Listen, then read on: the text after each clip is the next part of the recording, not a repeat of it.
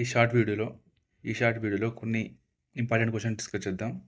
ప్రపంచంలో మొట్టమొదటిగా గడియారం తయారు చేసింది ఇంగ్లాండ్. ఓకే. గుడ్ల ఉత్పత్తిలో భారత్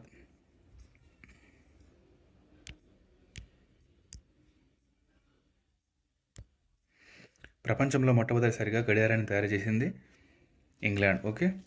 గుడ్ల ఉత్పత్తిలో ప్రపంచంలో భారతదేశ స్థానం రెండవది. ఫస్ట్ స్థానం చైనా. ఓకే. సౌర వ్యవస్థలో అతి తేలికైన గ్రహం శని.